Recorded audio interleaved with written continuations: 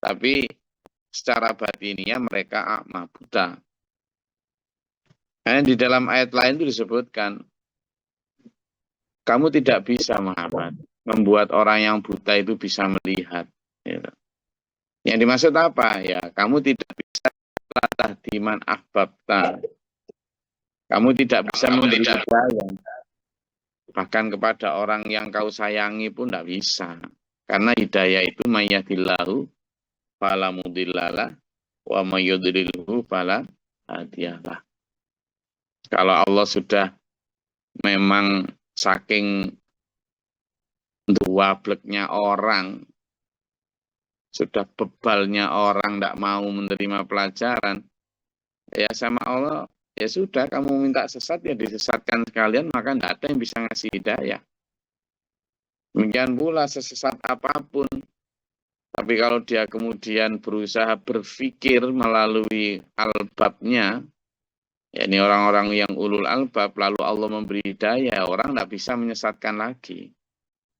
Mau dipengaruhi kayak gimana kalau orang-orang seperti Abu Bakar, Umar, Utsman, Ali, orang-orang seperti Khalid bin Walid dan seterusnya, begitu dulunya orang yang zalim jahiliyah, tapi ketika Allah memberikan mereka hidayah, mau dipengaruhi kayak gimana pun ya tidak mau keluar dari hidayah, tidak mau. Meskipun sebagian pengikut Nabi waktu itu ya ada yang kemudian balik kepada kekafiran, balik kepada kedoliman, ada. Banyak itu ayat yang summa amanu summa kafaru summa amanu summa kafaru summa zdadu kufron itu. Orang yang dulunya kafir kemudian jadi iman, lalu kafir lagi, lalu iman lagi, lalu kafir lagi, lalu bertambah kekafirannya. Naudzubillah min dzalik. Nah, sehingga tidak sama kata Allah. Enggak sama antara orang yang buta sama orang yang melek itu enggak sama. Orang yang dapat hidayah sama orang yang tidak mampu melihat kebenaran itu enggak sama. Apa yang enggak sama? Sudut pandangnya. Apa yang enggak sama? Cara bersikapnya. Apa yang enggak sama? Ya hasil dari analisis mereka. Misalnya ya, ada raja-raja yang ketika disurati sama Nabi Muhammad SAW.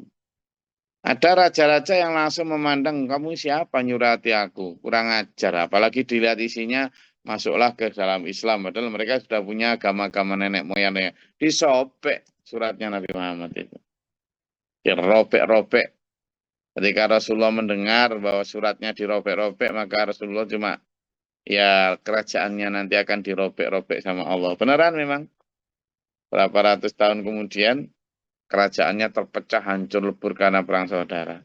Nah, cara memandangnya raja ini, dengan cara memandangnya ada raja lain juga yang dikirimi surat Rasulullah, lalu secara bijak dia melihat, orang yang ngaku Nabi ini apa cirinya? Ketika ditanya bla bla bla bla bla, sesuai dengan kitab yang mereka miliki, ciri Nabi akhir zaman, itu kok cocok semua gitu.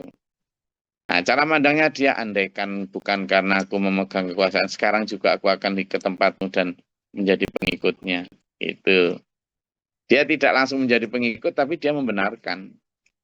Nah, itu sudut pandang lain lagi. Nah, ada yang juga langsung kemudian beriman. Beberapa kepala suku itu. Nah, sudut pandang ini yang menghasilkan juga perbedaan cara bersikap tadi. Jadi beda. Layastawi, tidak sama antara al-a'ma wal basar. Orang yang buta sama orang melihat tidak sama. Tidak sama dari apa tadi itu? Sudut pandangnya, cara memandangnya, cara menganalisanya, bahkan hasil dari cara pandangnya itu beda semua. Tuh, ya, makanya penting untuk di sini disebut lalu innama yatadzakkaru ulul albab. Penting untuk menjadi orang yang ulul albab. Ulil albab itu siapa? Orang yang mampu dan mau menggunakan akalnya secara sehat. Ada orang yang menggunakan akal tapi tidak secara sehat. Perbandingan logikanya itu, misalnya gini. Nah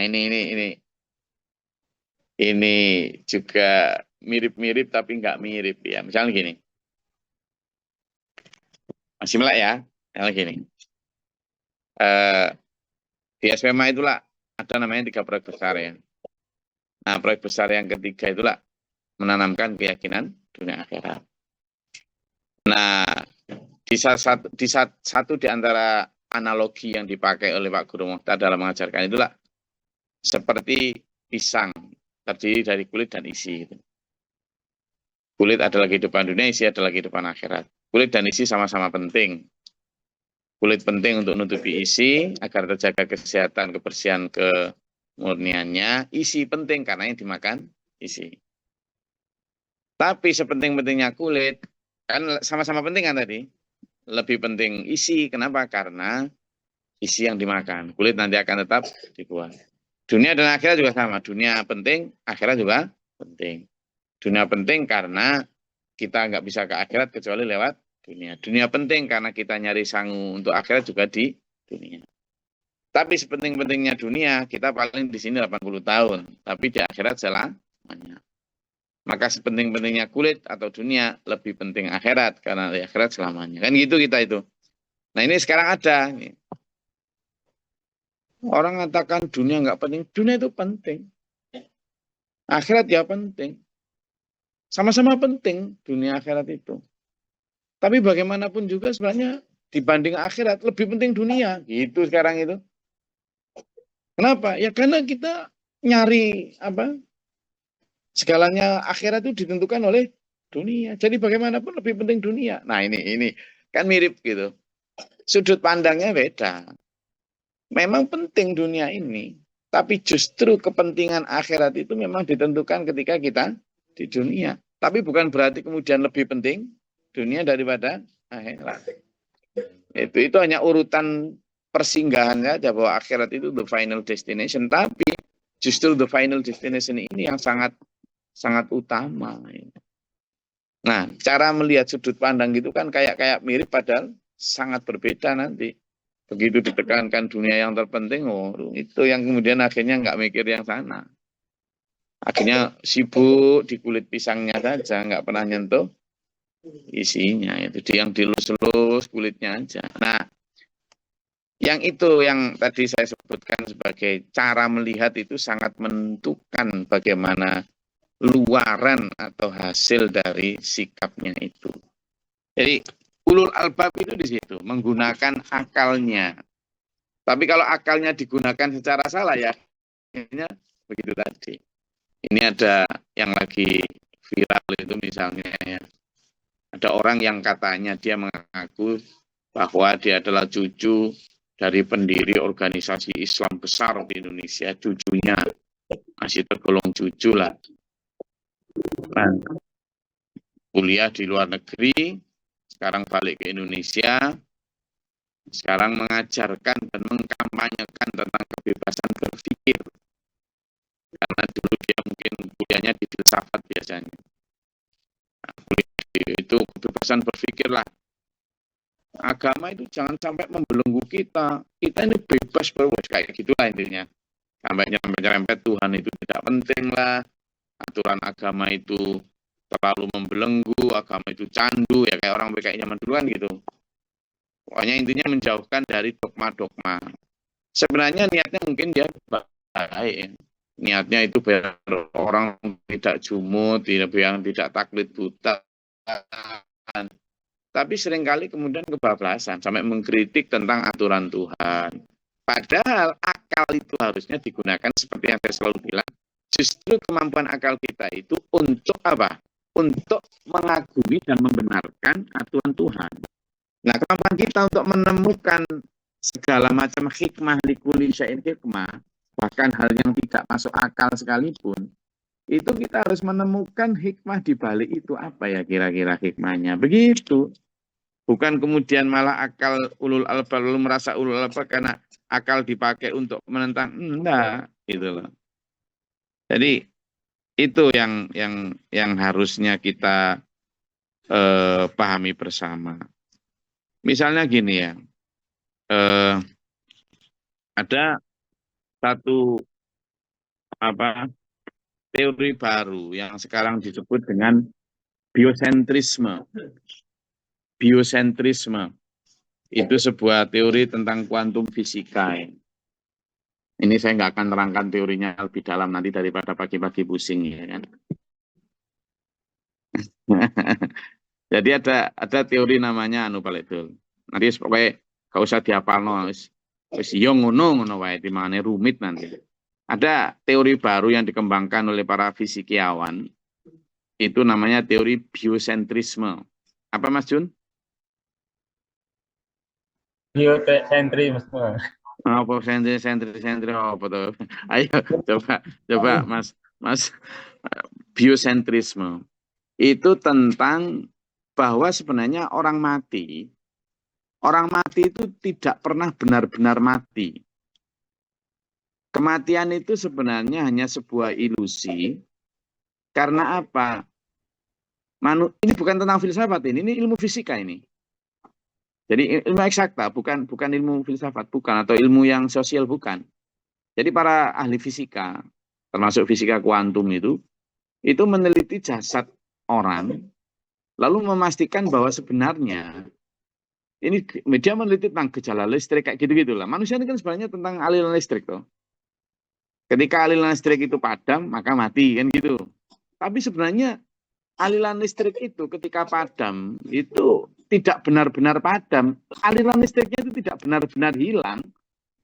Dia hanya berpindah saja. Berpindah ke wahana lain atau ke satu dimensi lain gitu.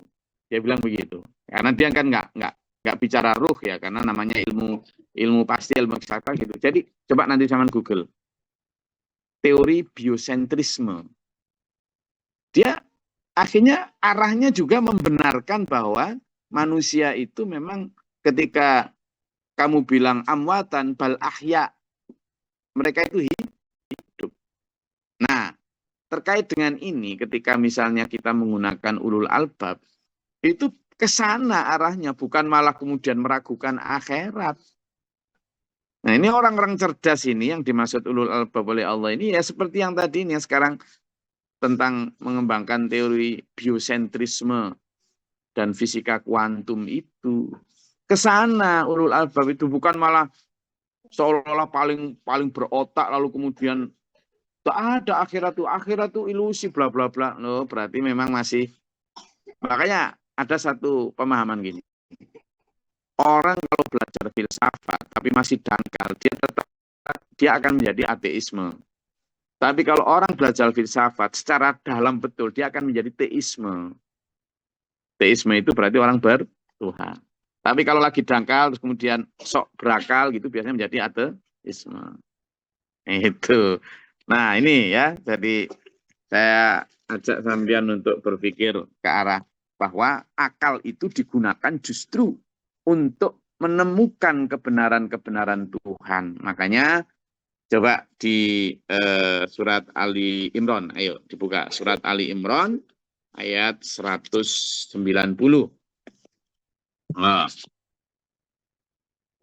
Ali Imran ayat 190.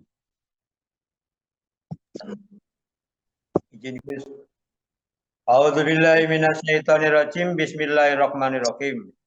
Sesungguhnya dalam penciptaan langit dan bumi dan pergantian malam dan siang terdapat tanda-tanda kebesaran Allah bagi orang yang berakal. Di sana disebutkan itu ulul albab, orang yang berakal itu selalu menemukan tanda-tanda kebesaran Allah. Termasuk tadi itu orang yang menyelidiki sebuah teori biosentrisme dalam fisika kuantum tadi. Akhirnya dia menemukan bahwa sebenarnya ketika orang meninggal itu tidak benar-benar mati atau hilang, enggak. Dia tidak benar-benar musnah. Jasadnya saja yang memang harus hilang karena dia tidak, seperti yang dulu saya pernah sering sampaikan, ya kan? Saya belum pernah baca teori itu sebelum saya menyampaikan itu. Jadi kenapa kita perlu meninggalkan jasad ini di bumi untuk kemudian berpindah dimensi? Ya karena jasad ini tidak didesain untuk jasad abadi. Jasad ini sifatnya disposal. Jasad ini tuh sekali pakai gitu loh. Memang Allah mendesain gitu. Kalau mau abadi, maka itu tadi secara fisika kuantum dia harus pindah dimensi menggunakan anatomi lain yang Allah sudah janjikan dalam banyak surat itu. Nanti akan kita pelajari bagaimana jasad sampean nanti di surga itu. Tentu Mas Daryono Boyolali nanti wajahnya nggak gini di surga. Wong dimensi lain. Kan gitu. Nah, ulul albab itu menggunakan akal ke sana ya. Menjadikan kita orang-orang yang justru dengan berpikir itu makin tebal imannya. Alladzina yufuna bi'ahdillahi wa la yanqudunal mitsaq. Orang-orang yang ulul albab itu satu itu orang-orang yang tidak mengingkari janjinya kepada Allah. Ya. Tidak mengingkari janjinya kepada Allah. Apa janjinya manusia kepada Allah? Janjinya manusia kepada Allah itu yang paling terkenal dan paling dasar adalah di surat Al-A'raf ayat 172. Coba dibuka. Al-A'raf ayat 172. Monggo.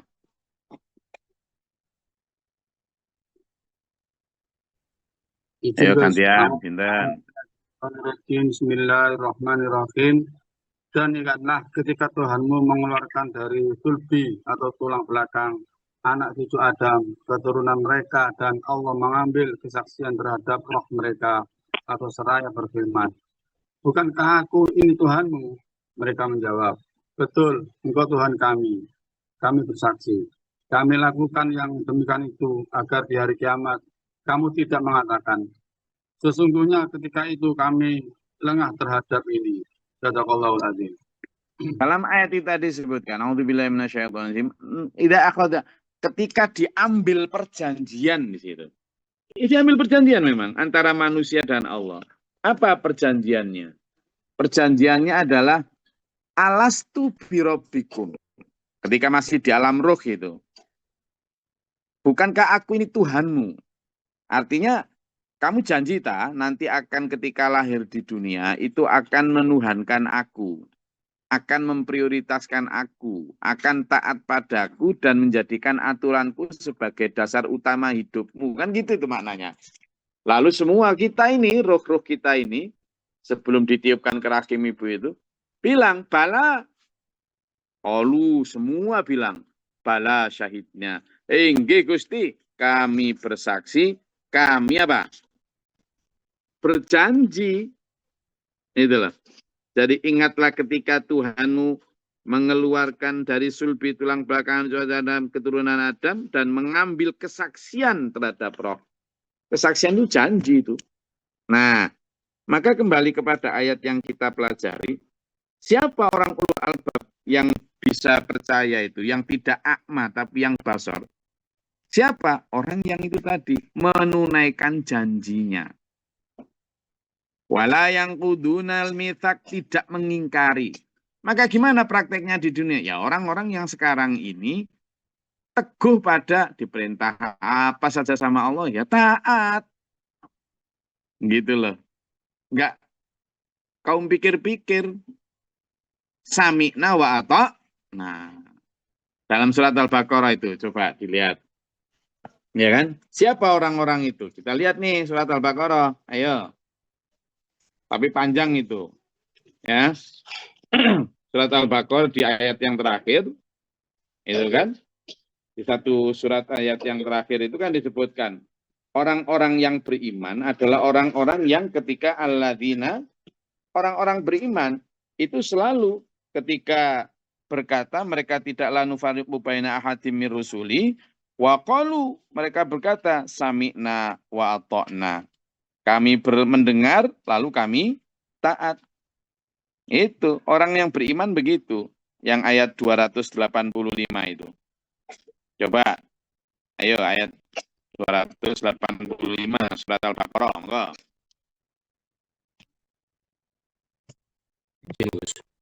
Enggak. Bismillahirrahmanirrahim. Rasul Muhammad beriman kepada apa yang diturunkan kepadanya, yaitu Al-Quran dari Tuhannya. Demikian pula orang-orang yang beriman. Semua beriman kepada Allah, malaikat-malaikatnya, kitab-kitabnya, dan rasul-rasulnya. Mereka berkata, kami tidak membeda-bedakan seorang pun dari Rasul-Rasulnya. Dan mereka berkata, kami dengar dan kami taat. Ampunilah kami, ya Tuhan kami, dan kepadamu tempat kami kembali. Shadaqallahul Azim. Kebalikan dari itu, ada orang-orang yang berkata tapi tidak kan ini orang beriman kan sami'na, mendengar, wa ta'na dan taat. Ada kebalikan dari itu, sami'na tapi tidak taat. Apa? Surat An-Nisa, coba dibuka ayat 46. Oh, gantian.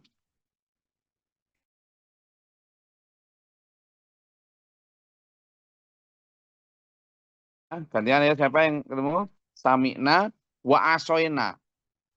Ya, Itu dia. Assalamualaikum. Ya, An-Nisa 46 ya Gus ya. A'udzubillahi minasyaitonirrajim.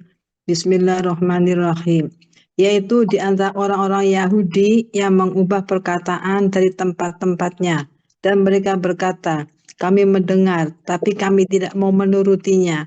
Dan mereka mengatakan pula, dengarlah, sedangkan engkau Muhammad sebenarnya tidak mendengar apapun. Dan mereka mengatakan, Raina dengan memutarbalikkan lidahnya dan mencela agama. Sekiranya mereka mengatakan, kami mendengar dan patuh, dan dengarlah, dan perhatikanlah kami. Tentulah itu lebih baik bagi mereka dan lebih tepat. Tetapi Allah melaknat mereka karena kekafiran mereka. Mereka tidak beriman kecuali sedikit sekali. Shadaqallahul Azim. Jadi di situ jelas, sami'na wa asoina. Kami dengar tapi nggak mau kami taat. Nah itu kebalikannya. Sekarang kita lihat nih untuk tahu apakah kita orang-orang yang beriman atau tidak, itu caranya. Ketika diperintah berjilbab, ketika diperintah tahajud, diperintah bersedekah, diperintah menyambungkan silaturahmi misalnya. Walladzina siluna ma amarallahu bihi. Orang yang menyambungkan apa? Perintah-perintah Allah tadi itu. Diperintah ini selalu dituruti. Ayyu shola wa yakhshawna rabbahum wa yakhafuna su'al hisab. Itu orang-orang yang menyambungkan silaturahmi, orang-orang yang takut kepada Tuhannya, yang khawatir akan adanya jeleknya perhitungan. Maksudnya apa? Ya ketika ditimbang lalu lebih berat kiri, naudzubillah min dzalik. Selalu khawatir gitu. Selalu menengok. Makanya kemarin kan saya ajak sampean untuk wal tangdzur nafsum ma qaddamat lighad itu. Selalu tengoklah persiapan kamu seandainya nanti malam atau besok dipanggil Allah sudah berapa. Selalu khawatir begitu. Walladzina sabaru ibtigha'a wajhi rabbihim wa aqamus sholata wa anfaqu mimma razaqnahum sirran wa 'alaniyatan wa yadra'una bil hasanati sayyi'ati ulaika lahum uqbadar. Siapa lagi cirinya orang-orang yang itu? Adalah orang yang sabar, yang selalu berharap mencari keridhaan Allah. Gitu. Jadi orang yang selalu berharap keridhaan Allah. Makanya dalam surat Al-Kahfi kita itu disuruh sabar. Bersama dengan siapa? Orang-orang yang selalu mencari keridhaan Allah. Coba dibuka di surat Al-Kahfi ayat 28.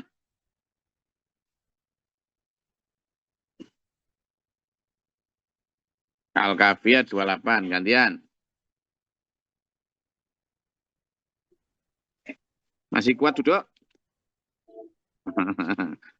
Ayo kita ngaji beneran. Al-Kahfi ayat 28. Silakan Bu Mila.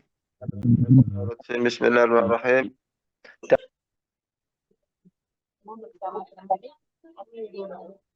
Suaranya kurang keras itu, Bu Mila. Bu Yayan. Ada suara musik gitu. Dan bersabarlah kamu bersama-sama dengan orang-orang yang membutuhkannya di pagi dan tiga hari dengan mengharap keridhaannya. Dan janganlah kedepan kamu berpaling dari mereka karena mengharapkan perhiasan-perhiasan dunia ini. Dan janganlah kamu mengikuti orang yang hatinya telah kami lalaikan dari mengingat kami serta mengikuti hawa nafsunya dan adalah keadaannya itu melewati batas. Nah itu, jadi yang dibaca Bu Yayan tadi, kamu bersabarlah bersama orang-orang dalam komunitas, dalam sosialitas, dalam kelompok, dalam jamaah, dalam orang-orang yang selalu berdoa kepada Allah, selalu berharap ridho Allah. Loh. Jangan kamu berpaling atau lari dari komunitas yang kayak gitu, jangan.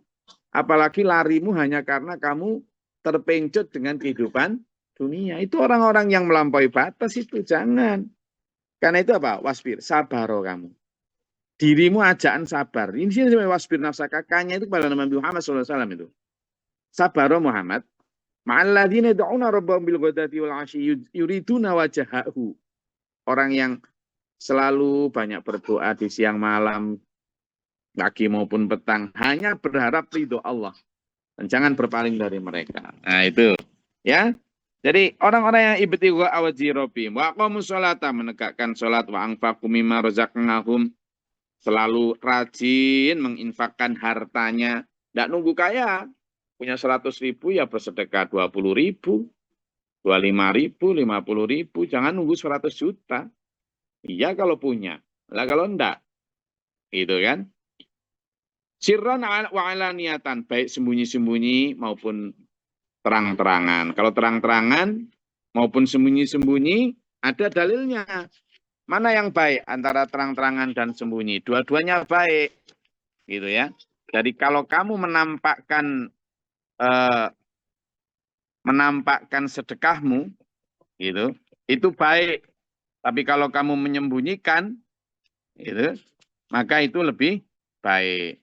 Coba dibuka di surat Al-Baqarah ayat 271. Enggak gantian sinten? Al-Baqarah 271.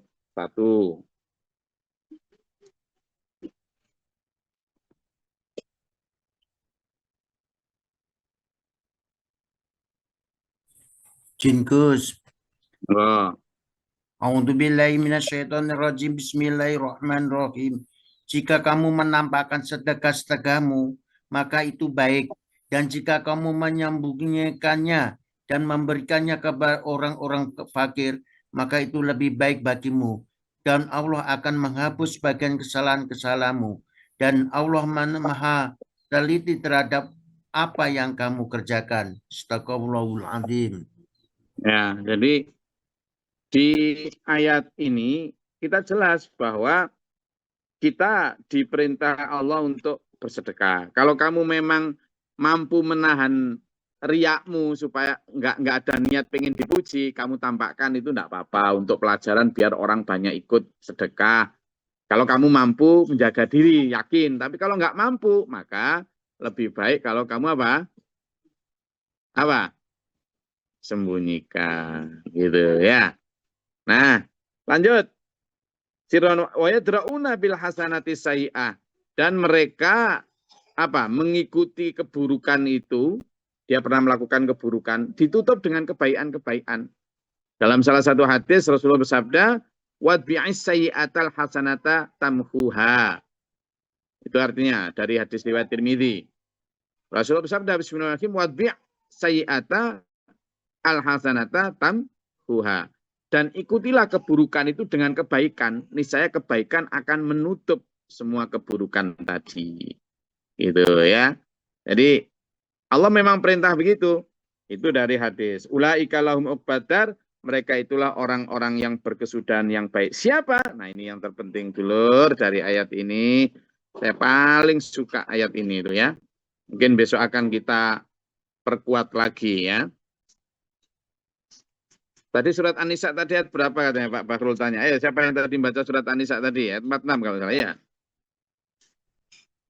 Apa Uqbadar itu? Jannati adni yadkhulunaha wa man sholaha min abaihim wa azwajihim wa dzurriyyatihim.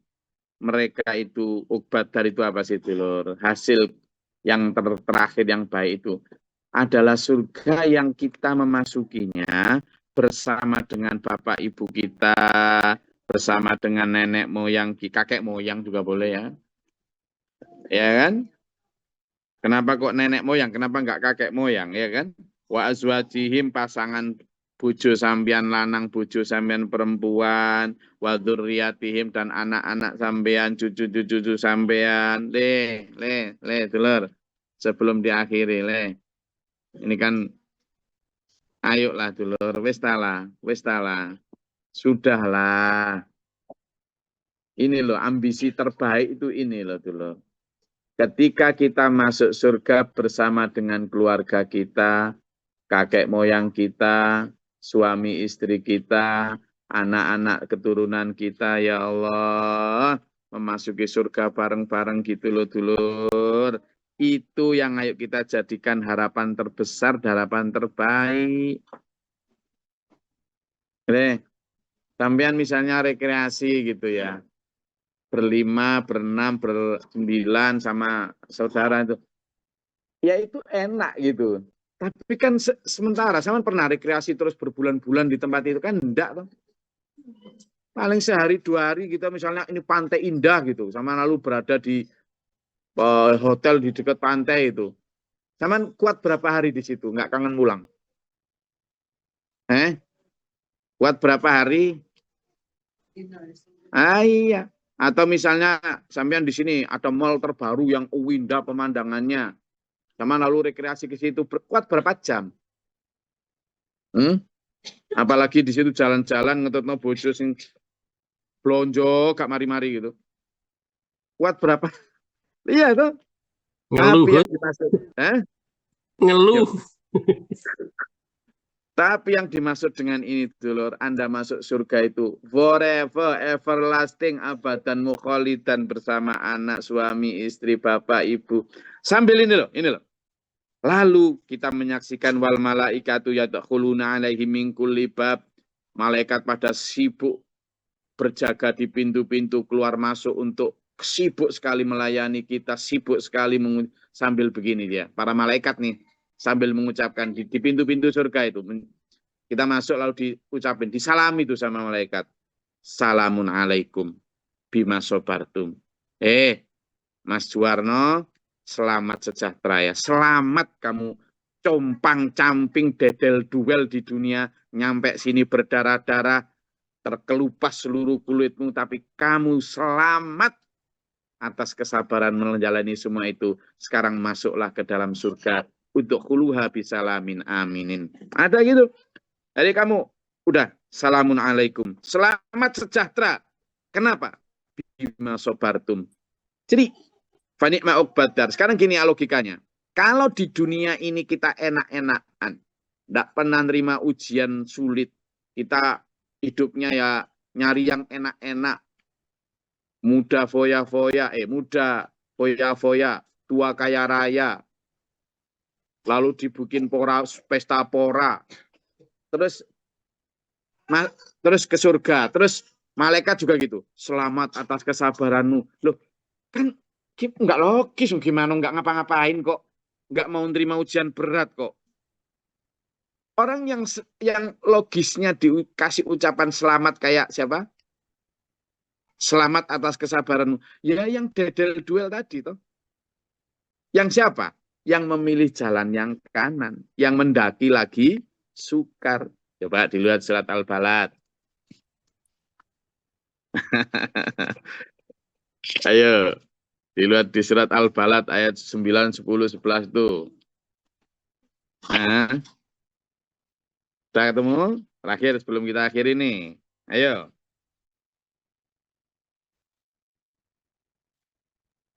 Izin Gus. Nah. A'udzu billahi minasyaitonir rajim. Bismillahirrahmanirrahim. Ayat 10 ya, guys.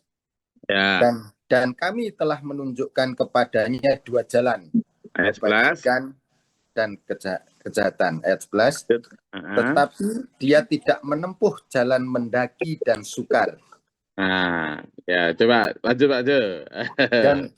Dan tahukah kamu apakah jalan yang mendaki dan sukar itu? Terus? Yaitu melepaskan perbudakan hamba sahaya, atau memberi makan pada hari terjadi kelaparan kepada anak yatim yang ada hubungan kerabat. Terus? Atau orang miskin yang sangat fakir. Terus? Kemudian dia termasuk orang-orang yang beriman dan saling berpesan untuk bersabar dan saling berpesan untuk berkasih sayang. Terus? Mereka orang-orang yang beriman dan saling berpesan itu adalah golongan kanan. Jadi sama dikasih 2 jalan. Jalan kiri enak nurut nafsu. sakar PDW, tapi jalan kanan ada, sulit mendaki, sukar. Apa itu? Melepaskan perbudakan, memberi makan orang miskin, bersedekah. Kayak kita tadi, yang sabar dalam sholat, semuanya tadi. Itu yang tawasof selalu berpesan, ngaji rutin, kayak gini kan saling berpesan nih. Itu memang mendaki, tidak enak, tapi itu yang dijanjikan Allah sebagai ashabul yamin. Golongan kanan. Nah, orang-orang yang menahan diri di dunia kayak gitu loh, yang kemudian nanti di akhirat itu disalami sama para malaikat. Selamat atas kesabaranmu. Ketika di dunia, ayo nak, ayo ngaji nak, yuk. Ayo jamaah nak, yuk. Bojo, kamu mau beli apa itu? Beli apa itu? Baju mas, baju berapa? 1 juta. Ayo, jangan 1 juta enggak. Bojo ya, beli yang 100.000 atau 150.000 aja ya. Yang 750.000 untuk baju akhirat ya. Sabar begitu. Itu yang kemudian disalami sama para malaikat nanti. Nah, kok gitu perilakunya? Nah, ayo. Nah, ini yang pantas disalami malaikat dulu. Nggak kepengen dah? Saya kepengen. Saya ajak sampean. Ayo bareng-bareng. Ya. Saya rasa itu kajian kita pada pagi hari ini. Insya Allah kita lanjut besok karena sudah siang. Oke. Simpan pertanyaan untuk besok. Ada pertanyaan? Besok ya. Karena sudah siang ini. Sudah dijawil-jawil saya. Gus, sudah siang Gus? Iya. Kalau nggak salah ini hari tanggal merah ini ya. Loh, tanggal merah lah untuk para pegawai kantor. Yang pegawai freelance gitu mana ada tanggal merah. Mudah-mudahan bermanfaat berbeda. Allah merahmati kita semua. Amin. Allahumma sholli wa sallim barik alaihi. Allahumma fil mu'minil mu'minat wal muslimin. Allahumma qina fi man wa'afina fi nafa'ata wa barik lana fi ma atayta qina syarra ma qadaita. Astaghfiruka wa atubu ilaika wa sallallahu alaihi wasallam. Amin. Allahumma da'fana al-bala wal waba wa al-muslimin. Amin. Adik doa. Rabbana wa la taj'alna fil qawmi dhalimin Allahumma fa'al darajatana. Rabbana faktubna ma'a syahidin rabbana la tuzigh qulubana ba'da idh hadaytana wa hab lana min ladunka. Amin. Rabbana hab lana warhamna anta walana fansana wal kafirin anta walana Amin.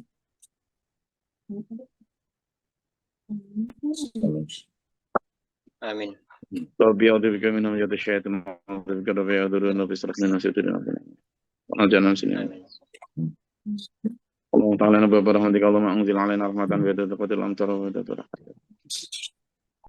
Amin. Allahumma afriq lana sabra sabidi min al-fansana wal kafirin Allahumma fatir samawati wal alim al-ghaibi wa shahadati rabbalakum minkum. Asyhadu an la ilaha illa anta a'udzu bika min syarri nafsi syarri syaitan syarri ta'udzu billahi min sharril balal qadir. Allahumma inna nas'aluka al-huda wa at-taqwa wal afafa wal ghina. Rabbana hab lana min azwajina wa dhurriyyatina qurrata a'yun waj'alna lil muttaqina imama. Amin. Rabbana atina fid dunya hasanah wa fil akhirati hasanah wa qina adzabannar rabbi fil lana wa qina adzabannar. Amin. Amin. Mana rabbika rabbil izzati amma yasifun salamun alaikum. Alhamdulillahirabbil alamin. Assalamualaikum warahmatullahi wabarakatuh. Waalaikumsalam warahmatullahi wabarakatuh. Warahmna bil Qur'an waj'alhu lana imaman wa nuran wa hudan wa rahmah.